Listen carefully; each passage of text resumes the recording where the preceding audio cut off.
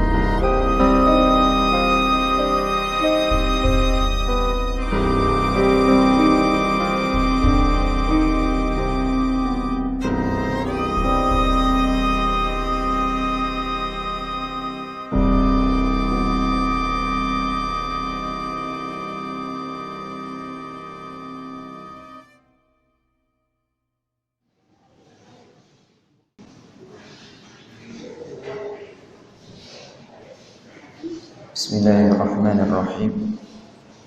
Assalamualaikum warahmatullahi wabarakatuh.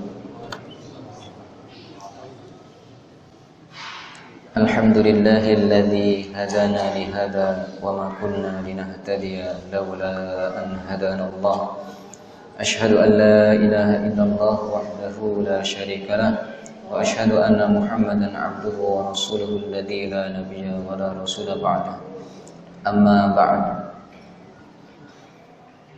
Bapak-bapak, ibu-ibu, ikhwan dan akhwat, jamaah sekalian, a'azzanallahu wa iyyakum. Alhamdulillah, kita panjatkan puja-puji syukur kehadirat Allah Subhanahu wa taala. Pada kesempatan kali ini Allah masih berkenan memberikan kekuatan iman Islam dan juga kesehatan bagi kita sehingga kita sama-sama bisa hadir di majelis ini. Tiada lain untuk beribadah kepada Allah Subhanahu wa taala. Sholat maghrib berjamaah sambil menunggu sholat isya. Kita isi dengan kajian rutin tentang akhlak Islam. Pada pertemuan bulan yang lalu, pembahasan terakhir yaitu tentang hukum mengucapkan dan menjawab salam. Ulang sedikit, ada ijma' ulama sebagaimana yang dinukil oleh Imam Ibnu Abdul Bar dalam kitabnya, bahwasanya hukum menjawab salam, masih ingat hukum menjawab salam apa? Wajib, fardu ain ketika sendirian, dan fardu kifayah ketika sedang bersama dengan sekumpulan orang. Sementara hukum mengucapkan salam disebutkan dalam kitab Tawdihul Ahkam bahwasannya para ulama berpendapat bahwasannya memulai mengucapkan salam itu hukumnya sunnah. Masuk ke pembahasan yang berikutnya, yaitu tentang adab atau etika dalam mengucapkan salam.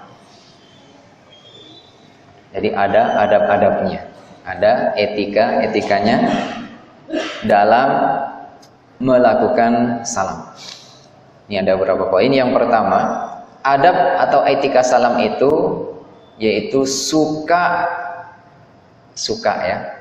Dalam diri kita itu harus ditanamkan rasa senang, rasa suka. Untuk apa? Untuk menebarkan salam. Jadi jangan sampai berpikir salam terus. Padahal Rasulullah mengajarkan agar kita senang untuk menebarkan salam. Dalilnya apa? Yang pertama, hadis riwayat Imam Muslim. Dari Abi Hurairah radhiyallahu anhu berkata, Rasulullah shallallahu alaihi wasallam bersabda, "Walladzi nafsi biyadihi." Demi zat yang jiwaku ada dalam genggamannya. La tadkhulul jannata hatta tu'minu. Kalian tidak akan masuk surga sampai kalian beriman. Wala tu'minu hatta tahabbu, dan kalian tidak akan beriman, tidak sempurna imannya sehingga kalian saling mencintai. Awala adullukum ala syai'in. Maukah kalian aku tunjukkan sesuatu? Idza fa'altumuhu tahabbtum, ketika kalian melakukannya maka kalian akan saling mencintai.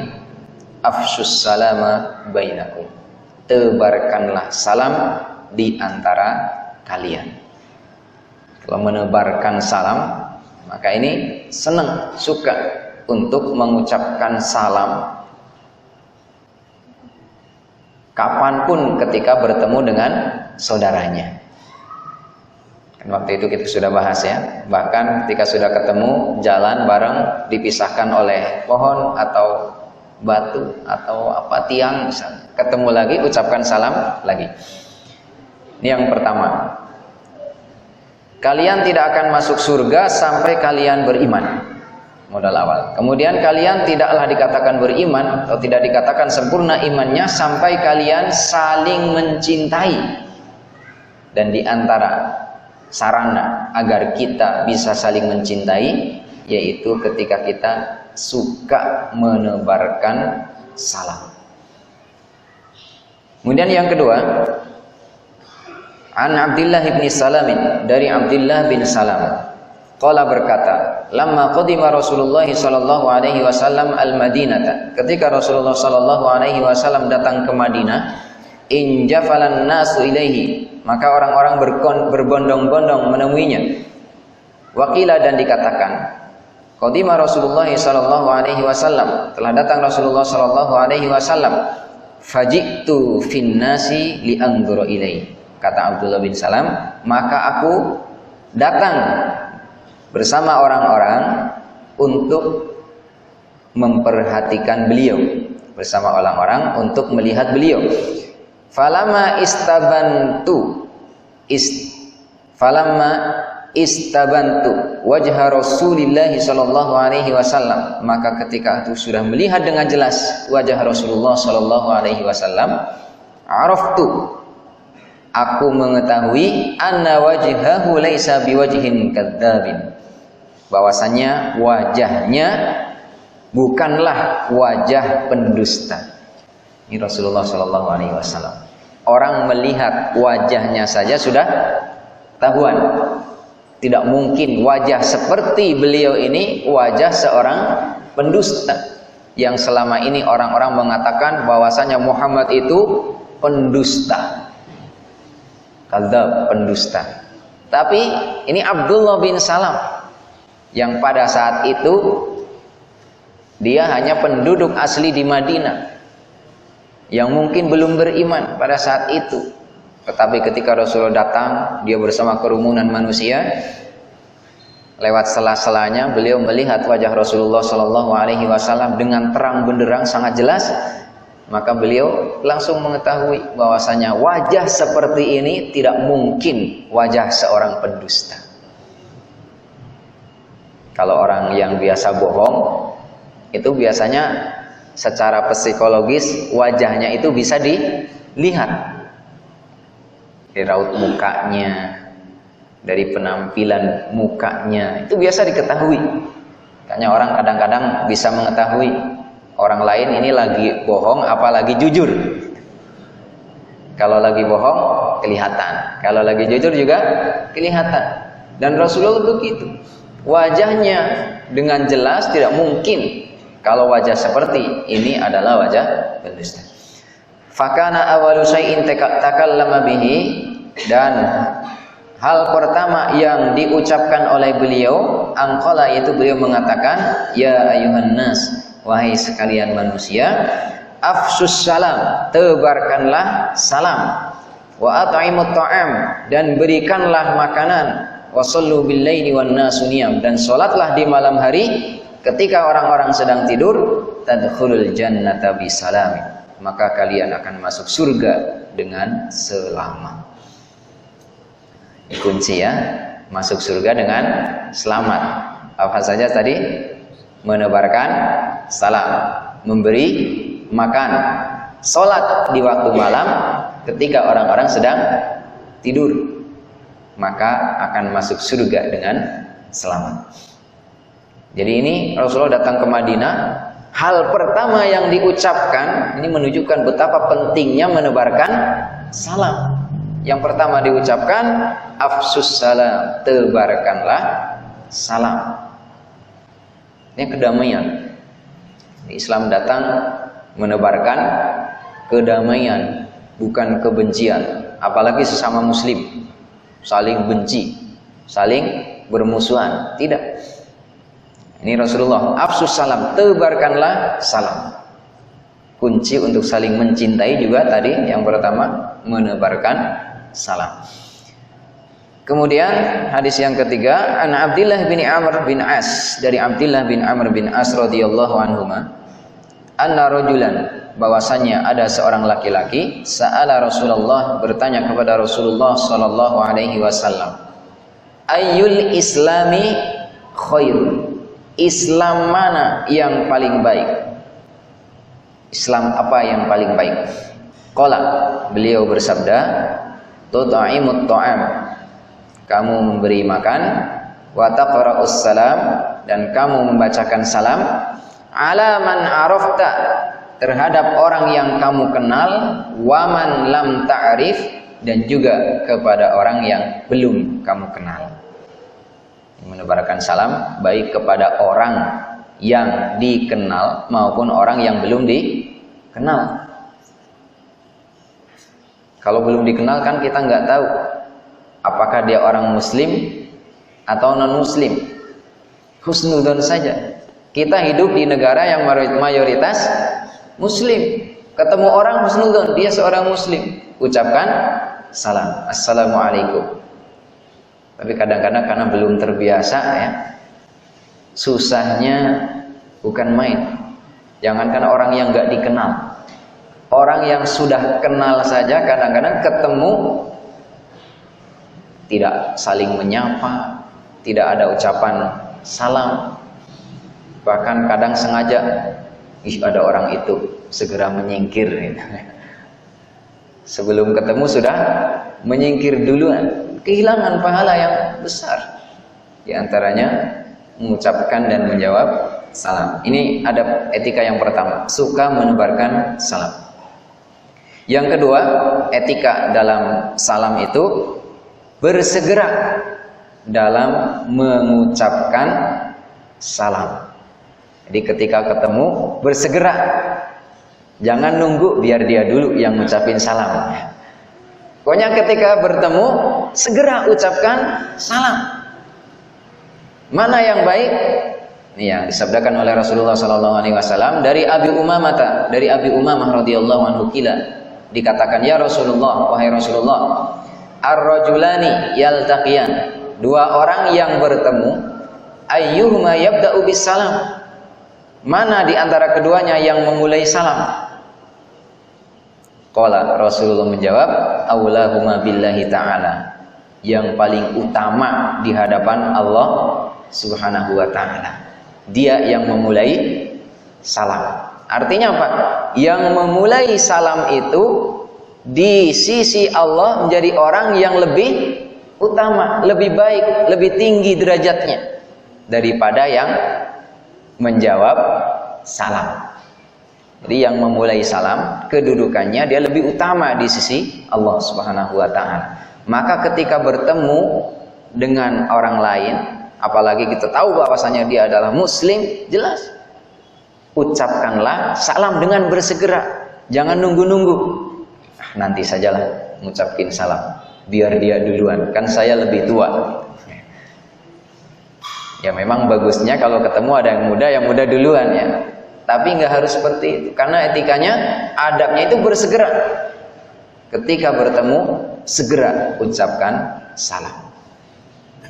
Walaupun dengan anak kita, Ya, kita pulang disambut oleh anak kita, jangan nunda-nunda ya, biar anak sajalah yang ngucapin salam. Kenapa sih kalau kita duluan yang ngucapin salam? Apa susahnya? Kepada anak kita, pada istri kita, keluarga kita, bertemu langsung assalamualaikum.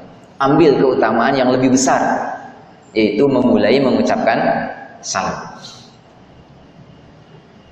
Kemudian hadis yang kedua, an Abi Hurairah, dari Abi Hurairah radhiyallahu anhu, anin Nabi sallallahu alaihi wasallam, dari Nabi sallallahu alaihi wasallam qala, bersabda. Nah, ini etika di antaranya, yusallimu shaghiru 'alal kabir. Hendaklah yang kecil mengucapkan salam kepada yang lebih besar. Usianya maksudnya, bukan badannya ya. As-shaghir di sini maksudnya yang lebih muda. Bukan berarti yang badannya kecil, kerempeng gitu, mulai mengucapkan salam pada yang gemuk ya. Maksudnya usia. Biasanya dalam bahasa Arab ada as-shaghir, al-kabir, itu berkaitan dengan umur atau usia. As-shaghir yang usianya muda, al-kabir yang usianya sudah lebih tua. Yang tua. Maka di sini etikanya yang kecil mengucapkan salam kepada yang besar, yang muda mengucap salam kepada yang tua. Kemudian wal maru 'alal qa'idi, dan orang yang berjalan mengucapkan salam kepada orang yang duduk. Ya, kalau kita lewat berjalan, jalan kaki atau naik sepeda motor, kemudian di sampingnya ada yang, di samping itu ada yang duduk, kita lewat, maka kita yang lewat hendaknya mengucapkan salam duluan. Jadi kebalik, misalnya ketemu ya, yang duduk-duduk assalamualaikum, ya nggak apa-apa, karena yang lewat belum mengucapkan salam. Tapi etikanya yang lewat dulu, yang lewat mengucapkan salam kepada yang duduk. Kemudian wal qalilu 'alal katsiri, dan yang jumlahnya sedikit mengucapkan salam kepada yang jumlahnya banyak. Jadi kalau ketemu dua rombongan nih, ada rombongan yang jumlahnya sedikit, ada rombongan yang jumlahnya banyak. Nah, etikanya yang memulai mengucapkan salam itu yang sedikit mengucapkan salam kepada yang jumlahnya besar. Apalagi kalau kita sendirian lewat ketemu dengan orang yang jumlahnya banyak, kita yang ngucapin salam, itu etika. Ini yang kedua. Kemudian yang ketiga, dalam mengucapkan salam itu etikanya, adabnya kita berusaha menggunakan redaksi yang paling sempurna. Ini adab ya. Mengucapkan salam menggunakan redaksi yang paling sempurna. Redaksi yang paling sempurna. Kan ada yang hanya mengucapkan assalamualaikum. Ada yang ditambah assalamualaikum warahmatullahi. Dan ada yang dilengkapi assalamualaikum warahmatullahi wabarakatuh. Ini etikanya, ketika mengucapkan salam kita memilih redaksi yang paling sempurna. Tapi kalaupun assalamualaikum saja itu juga sudah bagus ya. Tapi akan lebih bagus kalau redaksinya pilih yang paling sempurna. Jadi panjang Ustaz, ya kan pahalanya panjang juga ya, besar juga. Susah kalau panjang-panjang ya. Semakin susah kan semakin besar pahalanya. Assalamualaikum warahmatullahi wabarakatuh. Ketemu orang, suruh salaman. Assalamualaikum warahmatullahi wabarakatuh. Paling kalau kita bertemu orang tua, ya. Assalamualaikum warahmatullahi wabarakatuh. Nelpon orang tua juga, ucapkan salam yang sempurna. Itu adab, etika. Memilih redaksi yang paling sempurna. Dalilnya apa? Dalilnya hadis riwayat Abu Dawud dan At-Tirmidzi dari Imran bin Husain radhiyallahu anhu maqala, berkata, ja'a rajulun ila Nabi sallallahu alaihi wasallam. Ada seorang datang kepada Nabi sallallahu alaihi wasallam, faqala, lalu mengucapkan assalamu alaikum. Dia mengucapkan assalamualaikum, faradda alaihi thumma jalasa. Maka Rasulullah menjawab salam kepadanya, kemudian orang tersebut duduk. Faqala Nabi sallallahu alaihi wasallam, maka Nabi sallallahu alaihi wasallam bersabda, ashrun, 10 pahalanya. Ini mengucapkan assalamualaikum, 10 pahalanya. Tsumma jaa akhar, kemudian datang lagi orang yang lain. Faqala, lalu orang tersebut mengucapkan assalamualaikum warahmatullah. Faradda alaihi fajalasa, maka Nabi sallallahu alaihi wasallam menjawab kepadanya, maka orang tersebut pun duduk. Faqala, lalu Rasulullah sallallahu alaihi wasallam bersabda, asyruna, 20 pahalanya. Tsumma jaa akhar, kemudian datang orang yang lain. Faqala, lalu orang tersebut mengucapkan assalamualaikum warahmatullahi wabarakatuh. Faradda alaihi fajalasa, maka Rasulullah menjawab kepada orang tersebut, lalu orang tersebut duduk. Faqala, maka Rasulullah sallallahu alaihi wasallam bersabda, thalathuna, 30 pahalanya. Hadis riwayat Abu Dawud dan At-Tirmidzi. Jadi milih 10 apa 30 pahalanya? Nah, yang enak, yang mudah, yang 10 apa yang 30? Yang 10 ya, cepat. Assalamualaikum. Tapi pahalanya berapa kata Rasulullah? Ashrun, 10. Assalamualaikum warahmatullah, pahalanya ishrun, 20. Lengkap assalamualaikum warahmatullahi wabarakatuh, pahalanya 30. Jadi kalau pahala kita pengennya yang banyak, tapi kalau amal pengennya yang sedikit. Sedikit pengen pahalanya yang banyak. Memang ada amalan-amalan sedikit yang pahalanya besar. Ada memang, boleh memilih-milih. Tapi kalau assalam, ini salam, di sini kita nggak bisa milih-milih. Assalamualaikum ya pahalanya 10.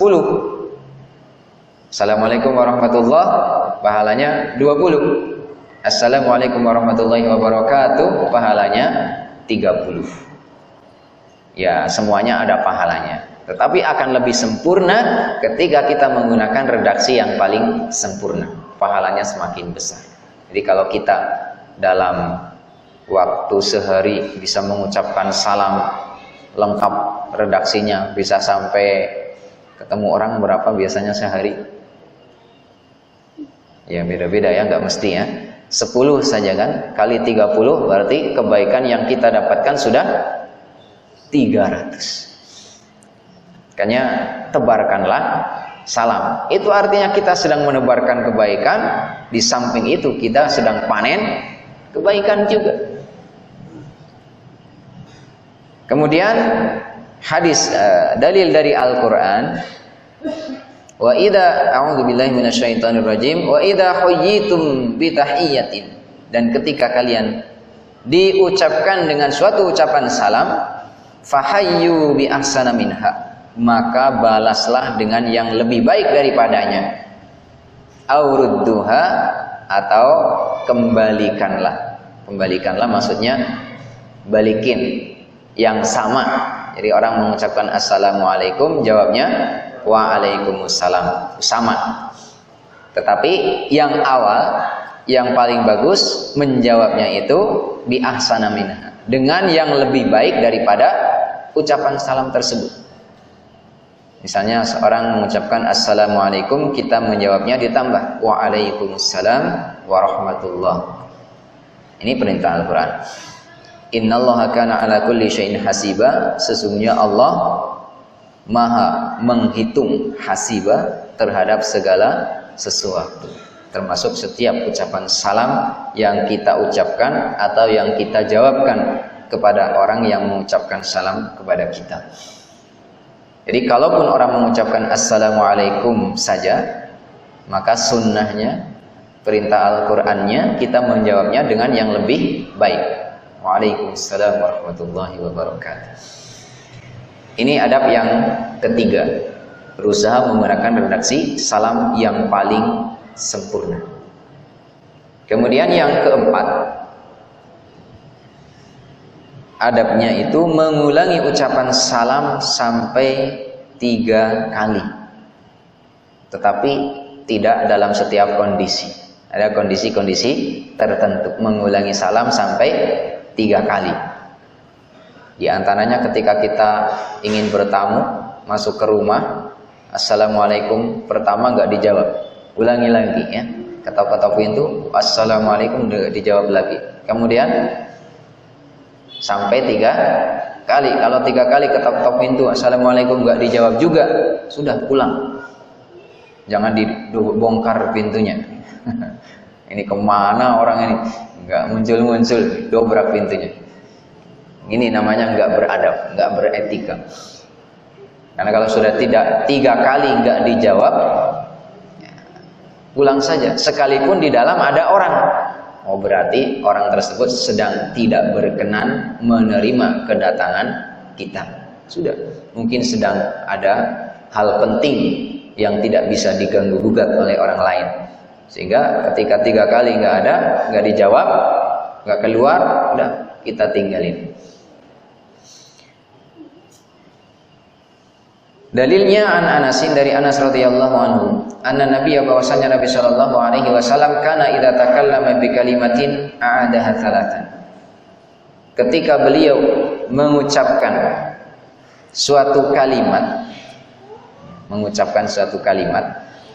a'adaha thalathan, beliau mengulanginya 3 kali, hatta tufhama anhu, sehingga benar-benar difahami kalimat tersebut. Wa idza ata ala qaumin, dan ketika beliau mendatangi suatu kaum, fasallama alaihim, maka beliau mengucapkan salam kepada mereka salasan. Fasallama alaihim, sallama alaihim salasan.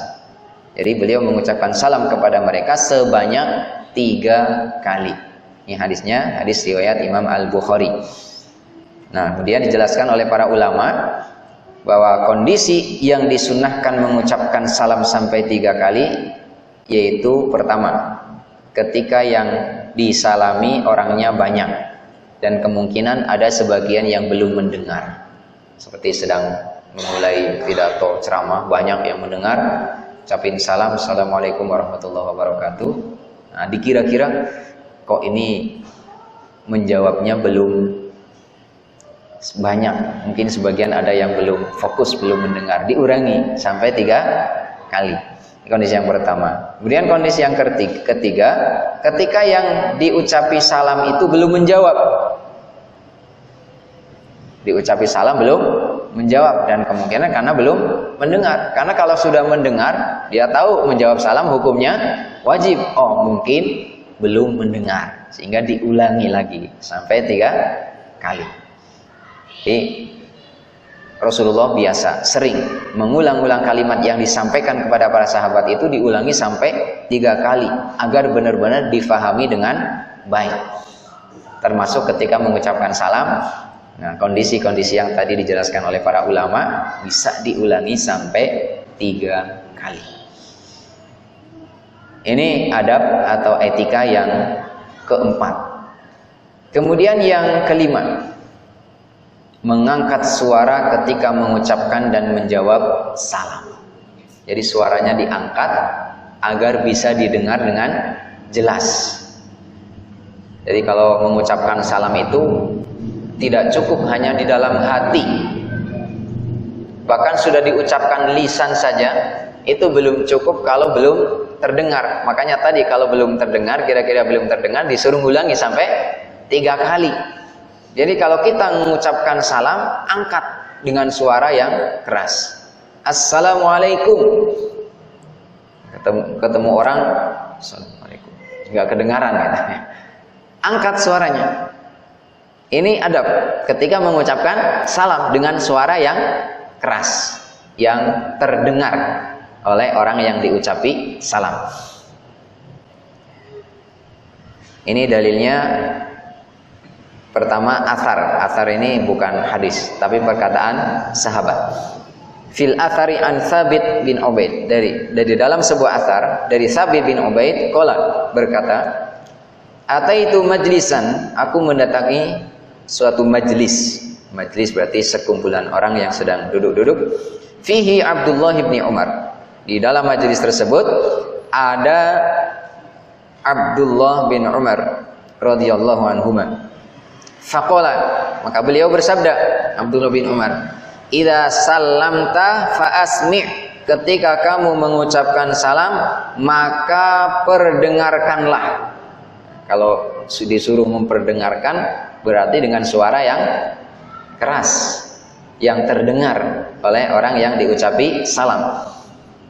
Kenapa? Fa innaha tahiyyatun mubarakatun, karena sesungguhnya ucapan salam itu ucapan yang penuh dengan keberkahan. Hadis riwayat Al-Bukhari, rawahul Bukhari di dalam kitab Adabul Mufrad. Kemudian dalil yang lain juga hadis tentang menebarkan salam yang tadi sudah kita baca. Kalau menebarkan salam juga ini dengan suara yang terdengar, yang keras, yang diangkat suaranya. Tetapi tidak dalam semua kondisi. Ada pengecualian yang dijelaskan oleh para ulama.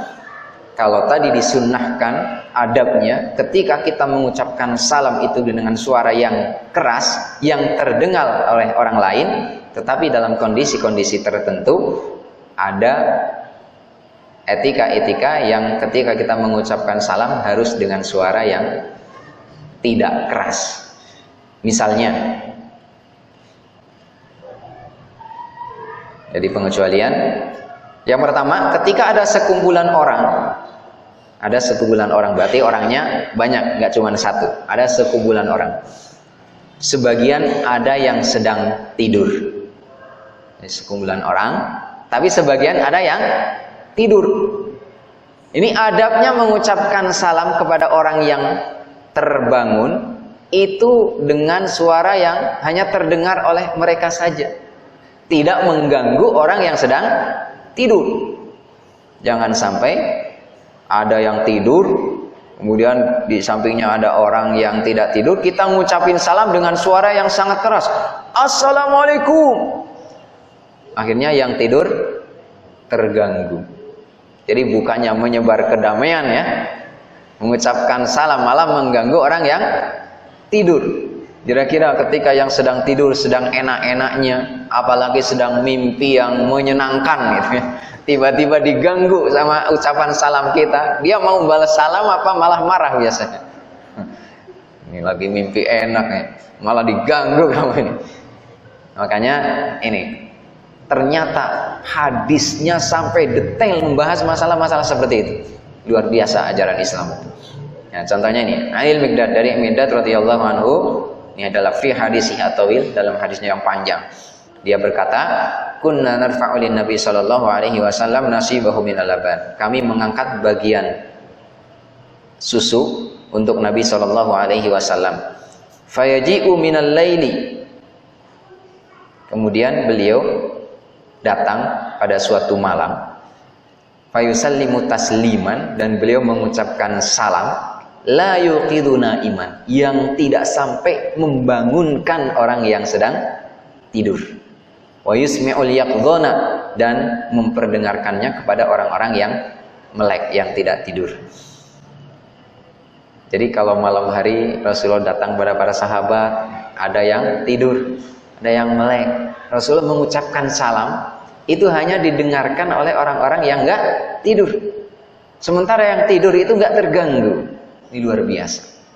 Sampai mengucapkan salam pun dijaga etikanya. Ketika ada yang tidur, ucapkan salam, ya kira-kira yang didengarlah oleh orang yang sedang melek, yang enggak tidur. Tapi yang tidur, dia tetap tidur dengan tenangnya, enggak terganggu dengan ucapan salam kita.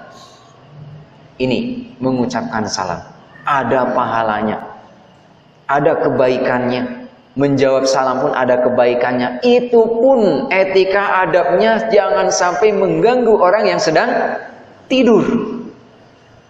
Sekarang kadang-kadang orang hajatan 3 hari 3 malam masang apa itu? Speaker ya, speakernya yang tinggi, yang nyewanya berapa juta. Kemudian setiap malam yang disetel musik dengan suara yang menggetarkan jantung-jantung manusia. Dau. Malam. Bahkan nggak sampai, ya kalau di sini nggak ada lah ya, di kampung-kampung biasanya ya, di kampung-kampung musiknya di setel sampai beberapa malam, mengganggu tidak hanya orang yang ada di situ ya, yang tetangganya sampai jarak berapa rumah itu masih terganggu dengan musiknya yang menggetarkan itu. Belum lagi kalau ada yang sakit gigi ya. Lagi sakit gigi, tetangganya menyetel musiknya itu yang dagduk. Kira-kira gigi sembuh apa semakin terasa linu ini? Ini mengganggu. Rasulullah dalam mengucapkan salam sekalipun tidak sampai mengganggu orang yang tidur. Padahal salam itu kebaikan, menjawab salam itu kebaikan, tapi jangan sampai mengganggu orang yang sedang tidur.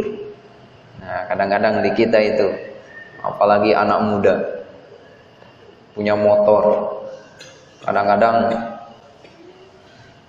apa itu, knalpot yang bagus, yang suaranya mulus, nyaris tak terdengar, bukan iklan mobil ya, nyaris nggak terdengar, malah diganti dengan knalpot yang dibobok ya, yang nggak ada saringannya, jadi suaranya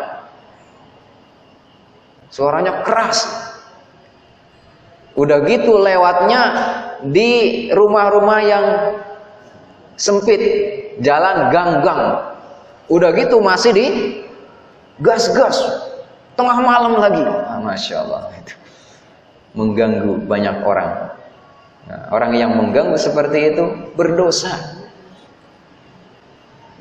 zalim kepada orang lain. Nah, Rasulullah dalam mengucapkan salam pun tidak mau mengganggu orang yang sedang tidur. Ini akhlak Islam yang harus kita perhatikan.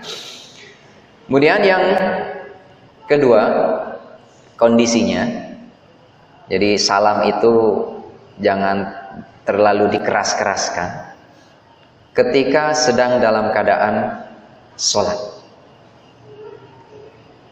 Hadisnya an Zaid bin Aslam, dari Zaid bin Aslam berkata, Ibnu Umar berkata, Rasulullah Shallallahu Alaihi Wasallam masuk Masjid Quba, ke Masjid Quba. Ini Masjid Quba, masjid yang dibangun oleh Rasulullah Shallallahu Alaihi Wasallam sebelum sampai ke kota Madinah. Masjid Quba. Rasulullah suatu saat datang masuk ke Masjid Quba. Wa dakhala alaihi rijalun minal ansor, dan beberapa orang dari kalangan Ansor juga masuk ke sana. Yusallimuna alaihi, mereka mengucapkan salam kepada beliau. Fasa'altu Suhaiban, maka aku bertanya kepada Suhaib, kaifa kana yasna'un Nabi sallallahu alaihi wasallam? Apa yang dilakukan Nabi sallallahu alaihi wasallam? Idza kana yusallimu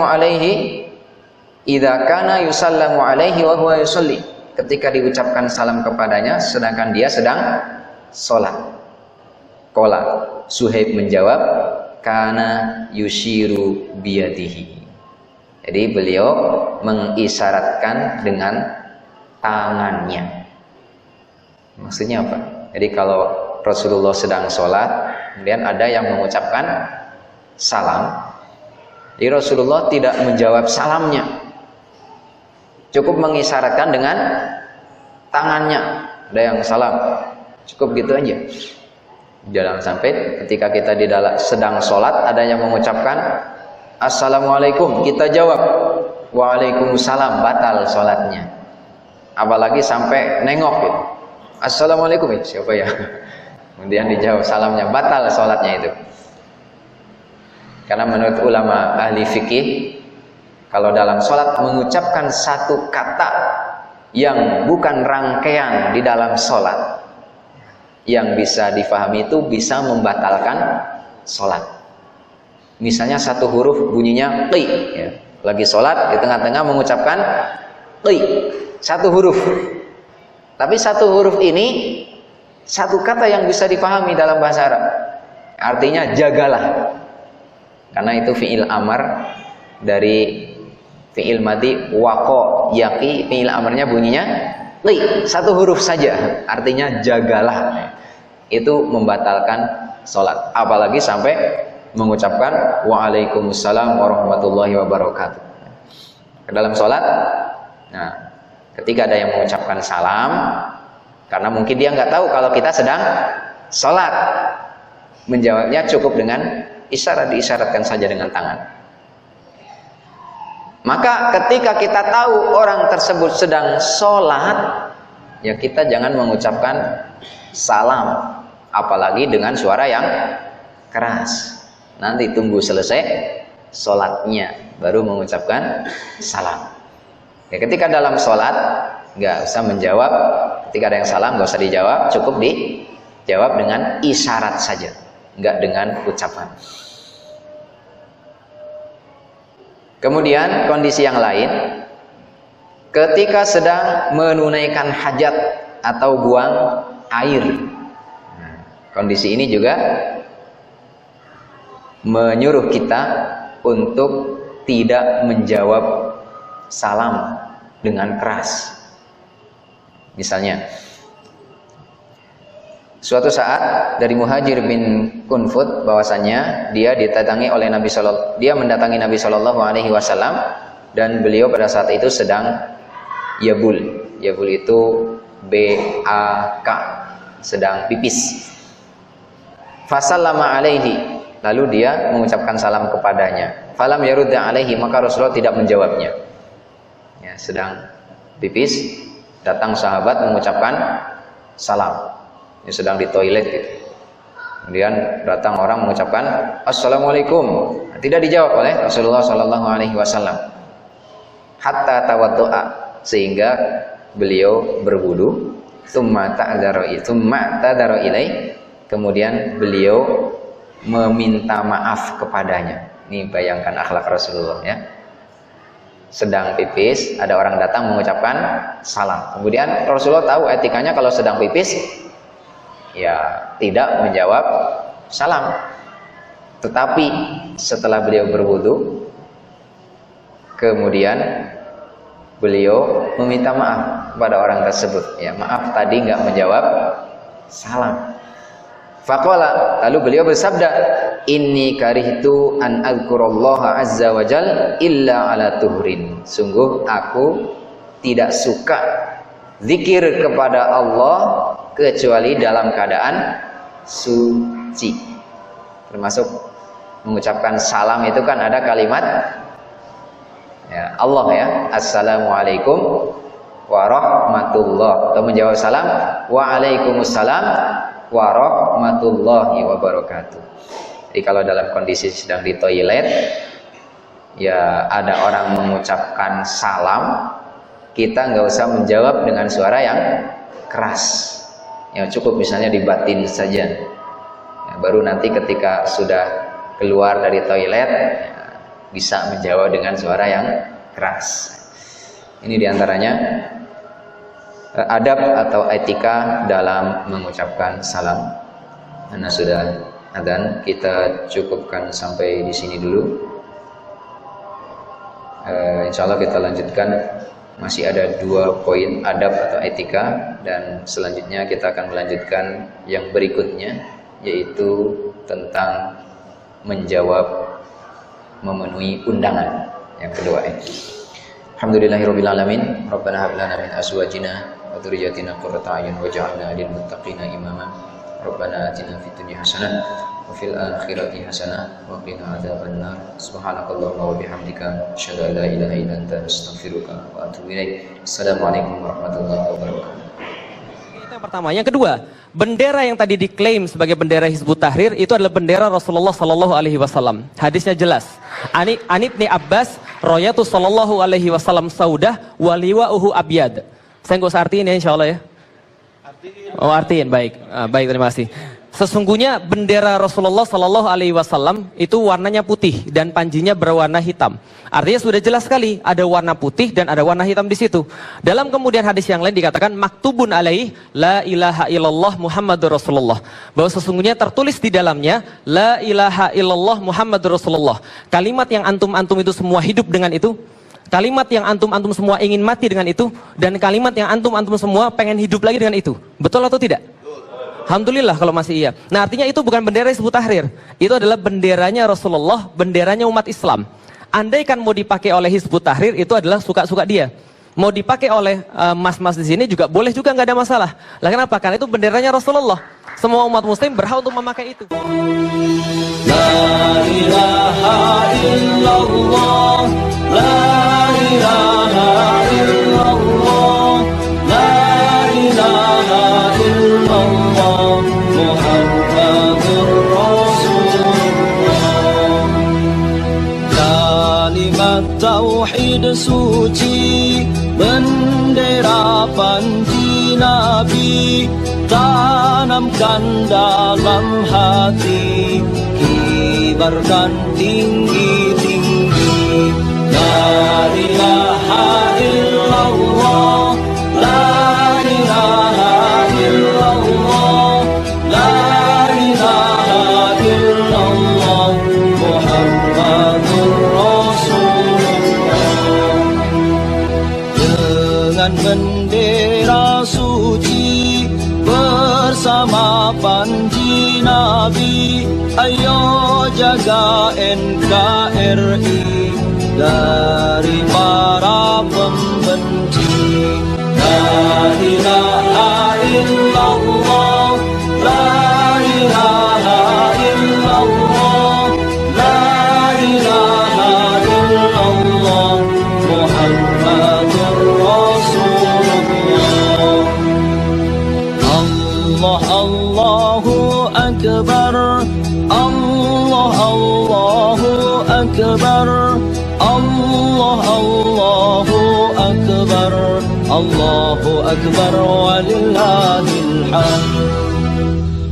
La ilaha illallah, la ilaha illallah, la ilaha illallah, Muhammadur Rasulullah. Wahai para mujahid fi sabilillah, tidakkah hati kita sakit ketika kalimat tauhid dibakar? Kalimat yang agung dan suci yang menjadi jantungnya keimanan umat Islam. Saat ini kalimat itu